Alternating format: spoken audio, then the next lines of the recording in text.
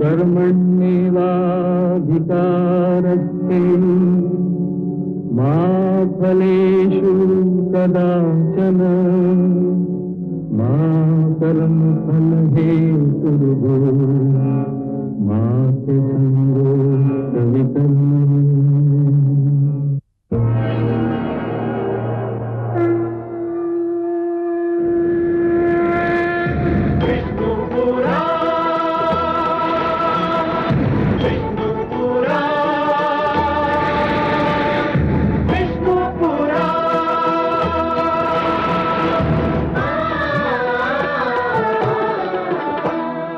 जीव ज्ञान ब्रह्म ज्ञान अथ श्री विष्णु पुराण ओम की कथा महान जय श्री विष्णु पुराण विष्णु पुराण विष्णु पुराण विष्णु पुराण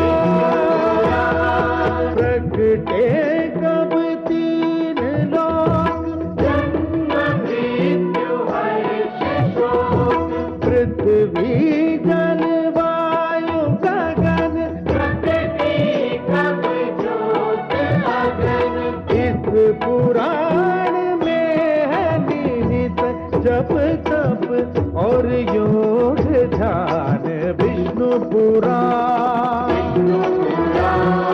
विष्णु पुराण विष्णु पुराण। मैं मां हूं, धरती मां। शस्त्रों का प्रयोग हर युग में मानव के लिए जटिल समस्या रही है और रहेगी। शस्त्र आवश्यक भी हैं क्योंकि वे रक्षा के साधन हैं, किंतु यही शस्त्र कभी कभी ऐसी स्थिति भी पैदा कर देते हैं जो अंतरात्मा पर बोझ बन जाती है और जीवन भर ग्लानि और दुख की भावना से मुक्ति नहीं मिल पाती। अयोध्या नरेश दशरथ भी इसी समस्या से दो चार हैं। उन्होंने पशु समझकर शब्द भेदी बाण से श्रवण कुमार जैसे पुत्र का वध कर दिया।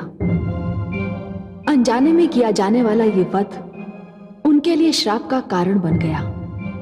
परंतु दिलचस्प पहलू यह है कि श्रवण के माता पिता ने उन्हें यह श्राप दिया है कि राजा दशरथ को भी पुत्र वियोग का दुख झेलना पड़े।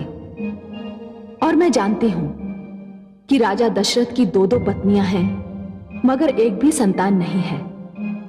देखें श्रवण के माता पिता का यह श्राप दशरथ के जीवन में क्या गुल खिलाता है।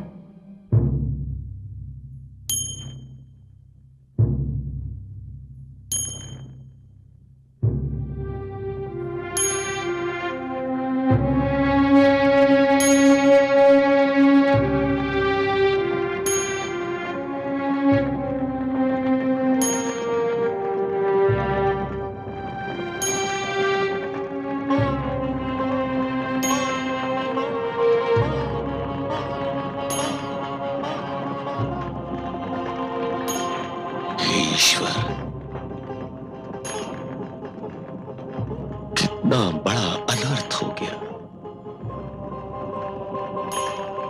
मेरे हाथों वो पुत्र मारा गया जो एक आदर्श पुत्र था,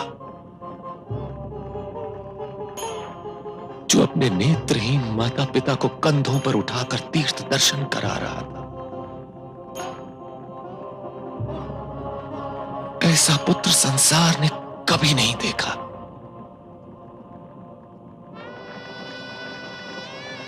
धिक्कार है मुझे, धिक्कार है। मेरे लिए कड़े से कड़ा दंड भी साधारण है। मैं जीवन के अंतिम क्षण तक स्वयं को क्षमा नहीं कर सकूंगा, क्षमा नहीं कर सकूंगा।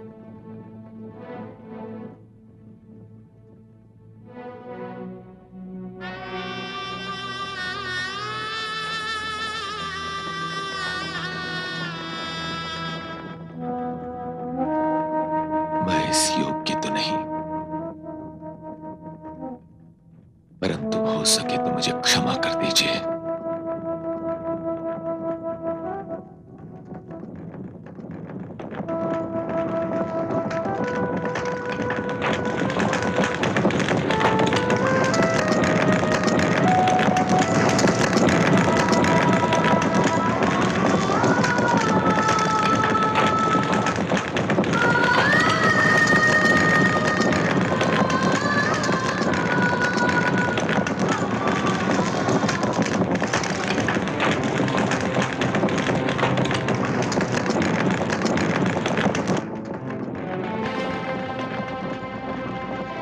आपने मुझे पुत्र वियोग का श्राप दिया है। कदाचित आपको ज्ञात नहीं था कि 2 पत्नियों के होते हुए मेरे एक भी संतान नहीं।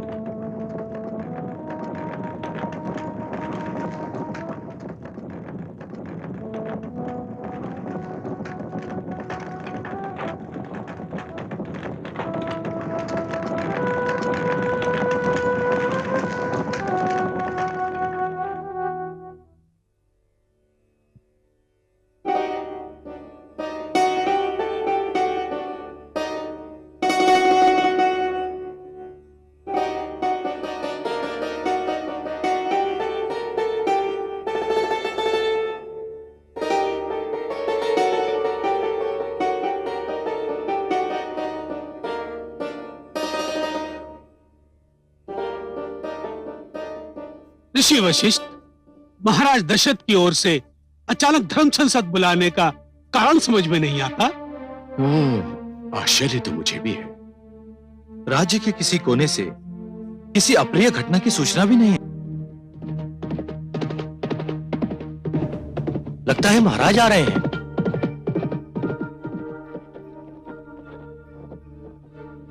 आश्चर्य है, रथ के स्थान पर अश्वपल क्यों आए हैं?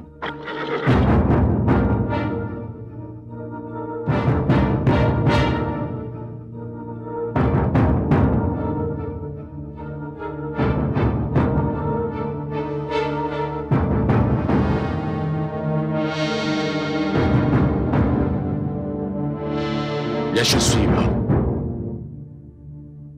राजन, आपके नेत्र साक्षी हैं कि आप कोई बहुत ही दुखद घटना देखकर आ रहे हैं। हाँ गुरुदेव, जो दुखद घटना मैंने देखी है उसके साक्षी केवल मेरे नेत्र हैं। किसी और ने यह घटना नहीं देखी। मैं एक पुत्र और उसके माता पिता की मृत्यु का उत्तरदायी हूं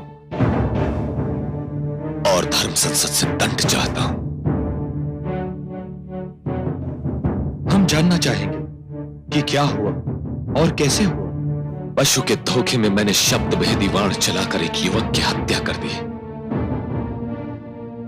और जब यह समाचार उसके नेत्रहीन माता पिता को मिला तो दुख के कारण उन्होंने भी प्राण त्याग दिए। राजन, इस घटना का कोई साक्षी है? जैसा कि मैंने आपको बताया, इस घटना के साक्षी केवल मेरे नेत्र हैं। फिर तो आप चाहते तो इस घटना को छुपा भी सकते थे। किससे? संसार से और अपने आप से? क्या मैं स्वयं को विश्वास दिला सकता हूं कि श्रवण की मृत्यु मेरे शब्द भेदी वाण से नहीं हुई? कि उसके नेत्रहीन माता पिता इस दुख को सहन नहीं कर सके?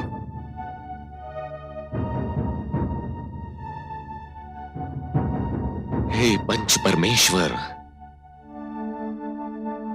मैं अपना अपराध स्वीकार करता हूं। मैं अपने आप को इस अनर्थ का उत्तरदायी समझता हूं और आपसे दंड चाहता हूं।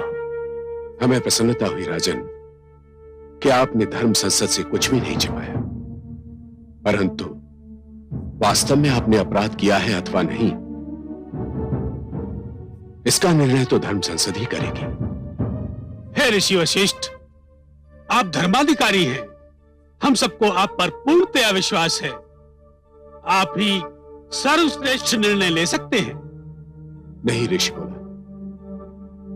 मैं महाराज दशरथ का कुलगुरु भी हूं मेरे निर्णय पर शिष्य के पक्षपात का आरोप भी लग सकता है। आप जैसे महान ऋषि पर कौन पक्षपात का आरोप लगा सकता है ऋषि वशिष्ठ? समस्त संसार आपकी महानता से परिचित है। ऋषि भारद्वाज, हो सकता है आज ये आरोप मुझ पर न लगे, परंतु मैं भविष्य में भी किसी को आरोप लगाने का अवसर नहीं देना चाहता।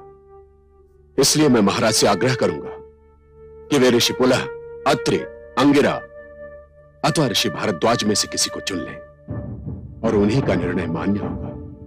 हे पंच परमेश्वर,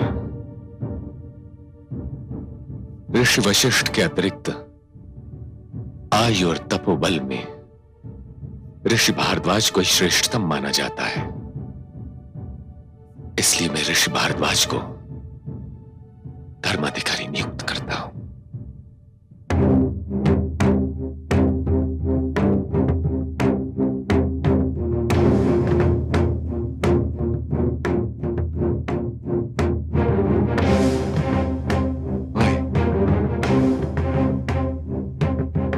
आसन ग्रहण करें।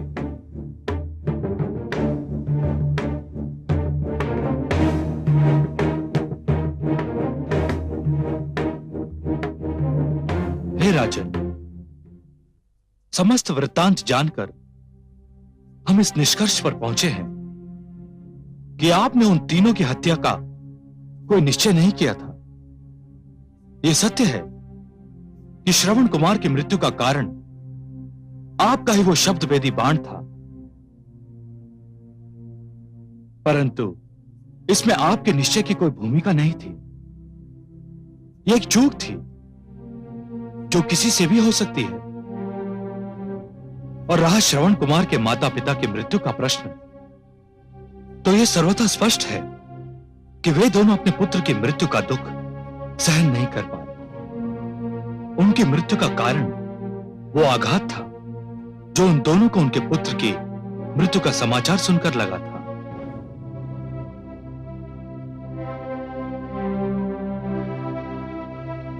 इसलिए हे राजन, मैं आपको इस हत्या का अपराधी नहीं समझता, और क्योंकि आपने सत्य से कार्य लिया, इसलिए आपको किसी तरह का दंड देना भी अनुचित होगा।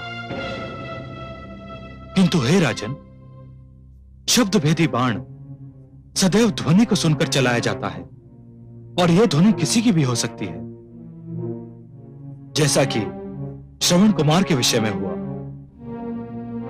इसलिए यह धर्म संसद आपको आदेश देती है कि आप भविष्य में कभी शब्द भेदी बाण का प्रयोग नहीं करेंगे, और यही आपका प्रायश्चित होगा।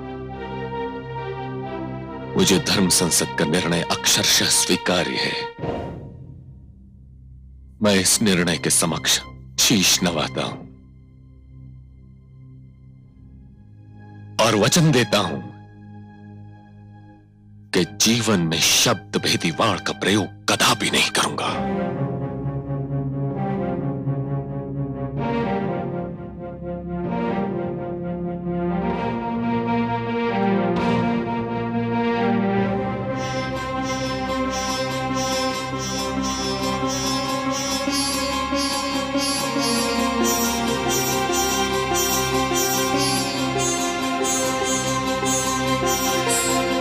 स्वस्ति।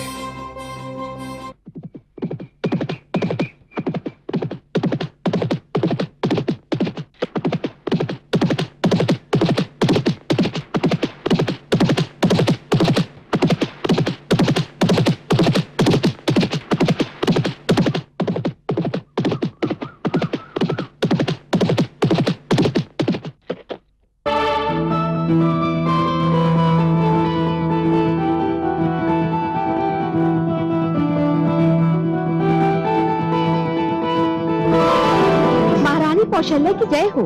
महाराज आखिर से लौट आए हैं और किसी भी क्षण राजभवन में प्रवेश कर सकते हैं। महारानी सुमित्रा को सूचना दो और उनसे कहो कि मैं महाराज के स्वागत के लिए राजभवन के द्वार पर जा रही हूँ। वे भी वहीं आ जाएं।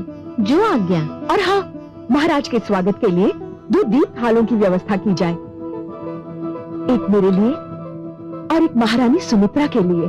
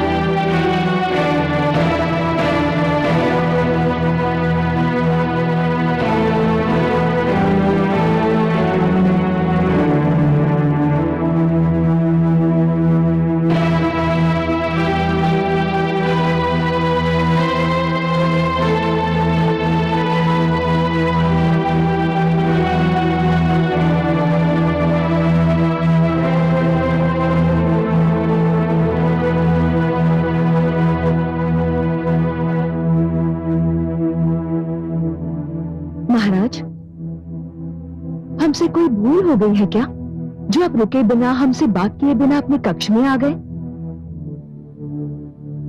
क्षमा चाहता हूं महारानी कौशल्या, मैं बहुत थका हुआ हूं। केवल थके हुए नहीं महाराज, आप बहुत अधीर भी दिखाई दे रहे हैं।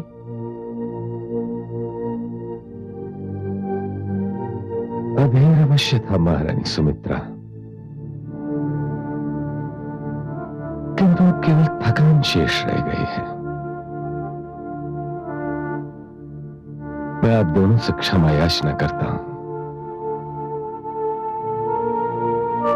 इस थकान के कारण मुझे राजकीय शिष्टाचार का भी ध्यान नहीं रहा। महाराज, हमें तो केवल ये चिंता थी कि आप कहीं हमसे रुष्ट तो नहीं है। नहीं महारानी, ऐसी कोई बात नहीं है। चलो अच्छा हुआ, ये चिंता दूर हुई। महाराज, अब आप विश्राम कीजिए, हम आपको अधिक देर तक जगाए नहीं रखना चाहते। सेवक,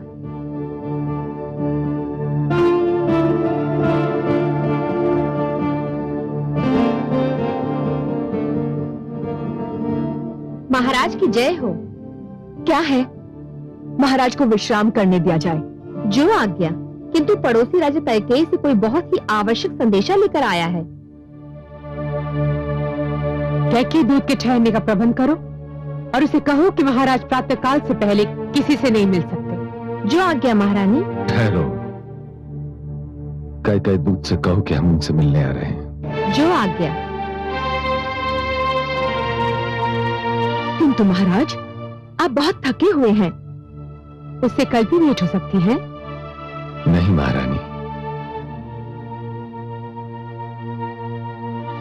कई नरेश ने इतनी रात्रि को संदेश वाहक भेजा है, तो अवश्य ही कोई आपात संदेश होगा। पड़ोसियों की पुकार का अंतिम अक्षर समाप्त होने से पहले यदि उनकी सहायता के लिए न पहुंचा जाए तो स्वयं को सभ्य कहना अनुचित है। मैं जाता हूं।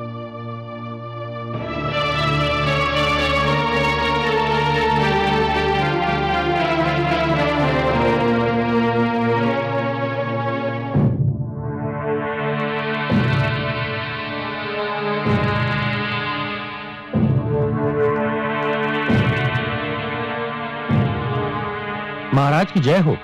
मैं इतनी रात्रि को कष्ट देने के लिए क्षमा मांगता हूं। हमें कोई कष्ट नहीं हुआ। हम केवल ये जानना चाहते हैं कि महाराज कैकेयी को कोई कष्ट तो नहीं। कष्ट नहीं राजन, वो तो घोर संकट में है। क्या हुआ? लंकावती रावण ने सेना लेकर हमारे राज्य पर आक्रमण कर दिया है। हमारी सेना तो कदाचित 2 दिन भी उसके आगे ठहर नहीं पाएगी। महाराज कैकेयी ने आपसे सहायता चाहिए है, और वो भी जितनी शीघ्र संभव हो।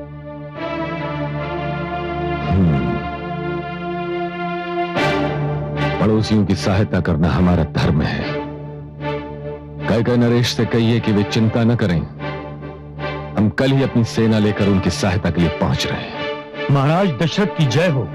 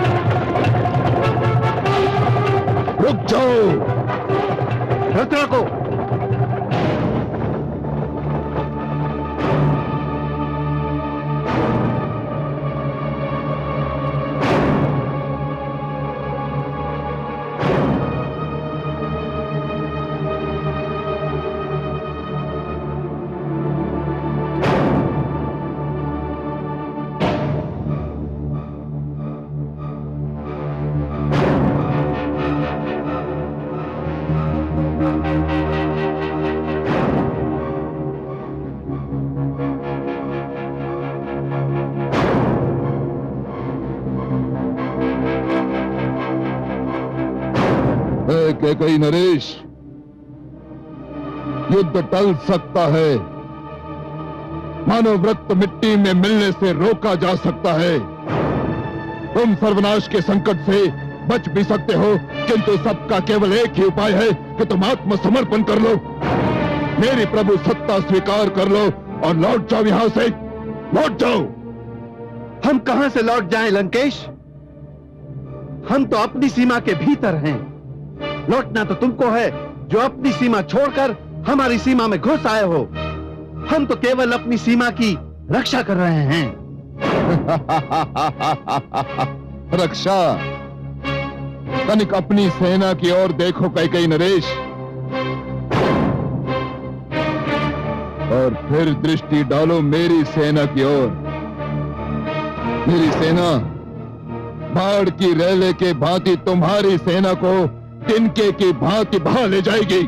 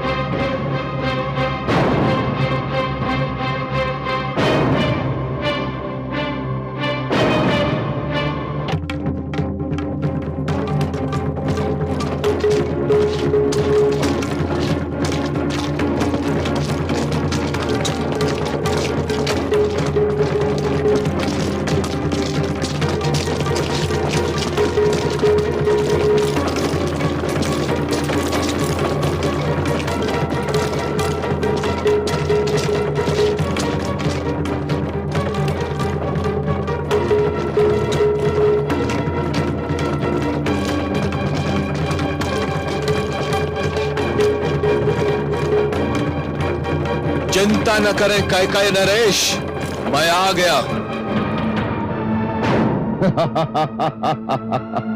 तो कैकई ने अपनी सहायता के लिए पड़ोसियों को भी बुला लिया। संकट के समय एक पड़ोसी की सहायता करना दूसरे पड़ोसी का धर्म है, और अपनी राज्य सीमाओं का विस्तार करना मेरा धर्म है, रावण का धर्म। मुझे प्रसन्नता है अयोध्या नरेश कि राज्य सीमाओं के विस्तार की इस योजना में कैकई के साथ आपने अयोध्या का नाम स्वयं जोड़ दिया। हे लंकेश, बलपूर्वक अपनी सीमाओं का विस्तार करना प्रकृति के सिद्धांतों के विपरीत है। अच्छा है कि सब अपनी अपनी सीमाओं में रहकर फले फूले, यही शांति, समृद्धि और सभ्यता की मांग है। मैं असुर हूं महाराज दशरथ, असुर। असुर सभ्यता और मानव सभ्यता कभी मिलकर कोई निर्णय नहीं कर सकते, केवल लड़कर कर सकते हैं। इसी कारण वार्तालाप में कोई लाभ नहीं। आक्रमण करो, आक्रमण!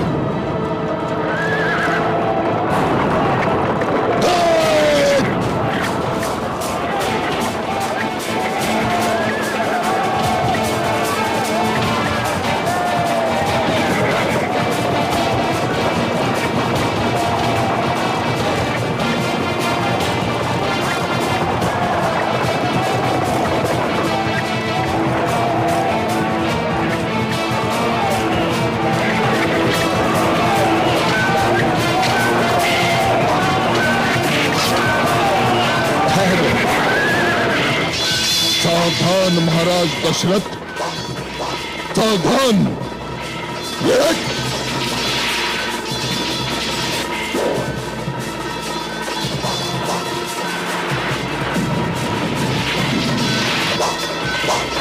सावधान।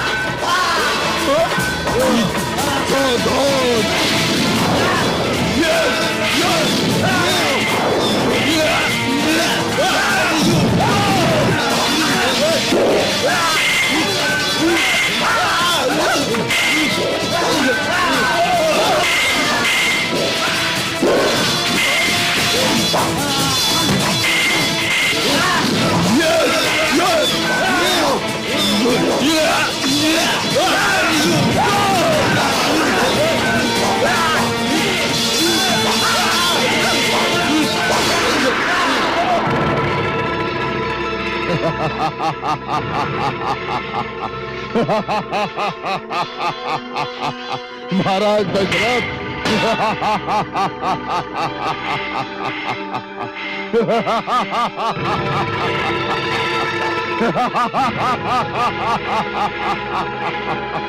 तुम मुझे नहीं मार सकते। मैं रावण हूं, रावण।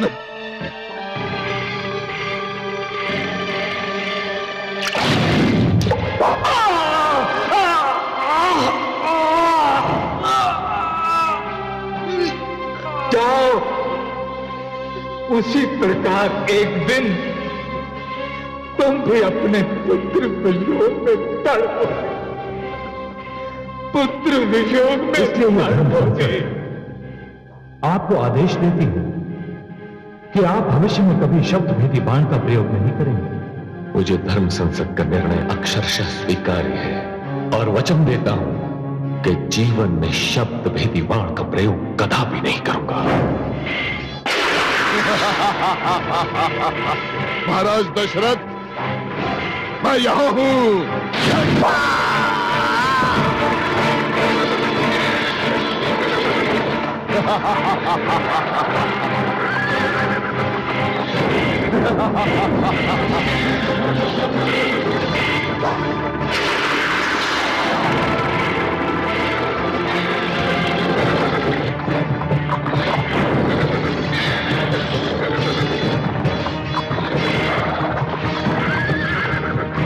क्षेत्र संभालिए महाराज, मैं रथ संभालता हूँ। धन्यवाद वीर सैनिक।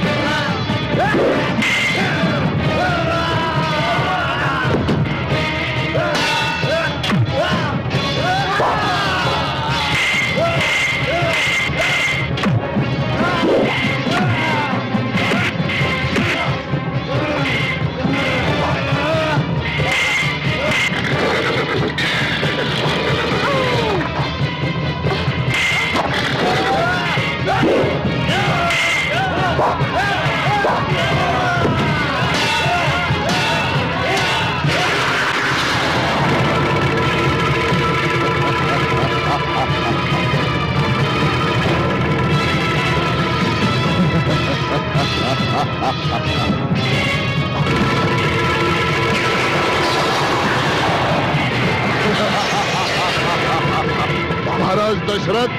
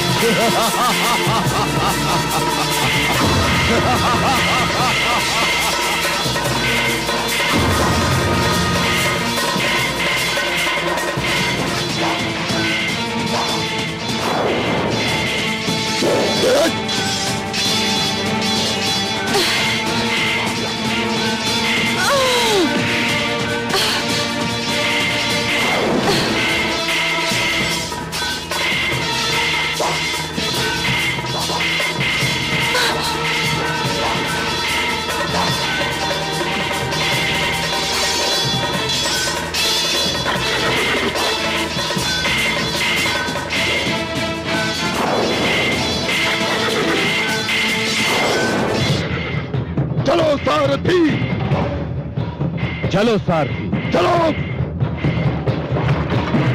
चलो।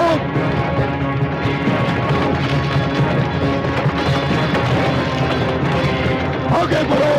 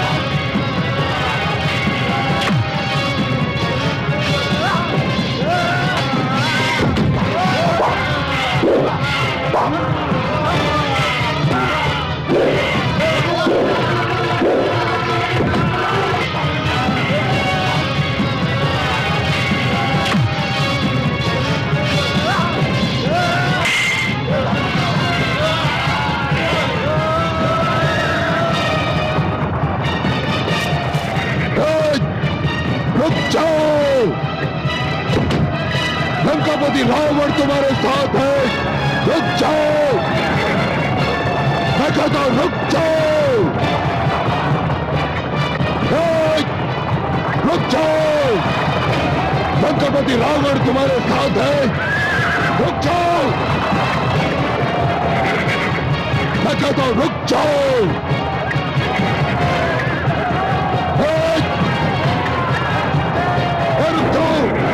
अरे लंकापति रावण तुम्हारे साथ है, रुक जाओ। जाओ लंकेश। मैं एक पराजित नरेश को बंदी बनाकर उसे और अपमानित नहीं करना चाहता। बस इतना याद रखना कि जब भी अपनी सीमा पार करने का प्रयास करोगे तो अपमान और पश्चाताप के अतिरिक्त कुछ हाथ नहीं आएगा। जाओ। चलो सारथी। महाराज दशरथ की, महाराज दशरथ की, महाराज दशरथ की, महाराज दशरथ की।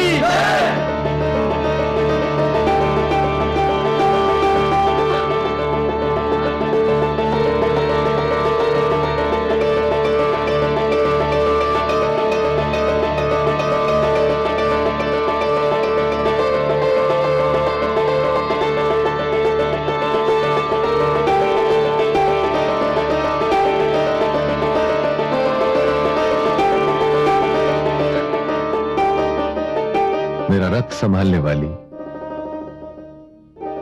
2 बार मुझे घातक आक्रमण से मेरे प्राणों की रक्षा करने वाली वीरांगना, तुम कौन हो?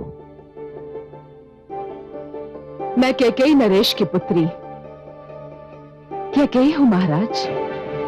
कैकेयी नरेश ने तुम्हें युद्ध में भाग लेने की अनुमति कैसे दी? मैंने अनुमति मांगी ही नहीं। जब मैंने सुना कि अयोध्या नरेश दशरथ मेरे पिताश्री की सहायता के लिए आ रहे हैं, तो मैंने भी निर्णय कर लिया कि ऐसे पड़ोसी का धर्म निभाने वाले की सेवा मैं अवश्य करूंगी। धन्य है जिस जाति की पुत्रियां अपने अधिकारों की रक्षा के लिए डट जाएं, उन्हें कोई पराजित नहीं कर सकता। ऐसा सारथी पाकर मैं धन्य हो गया।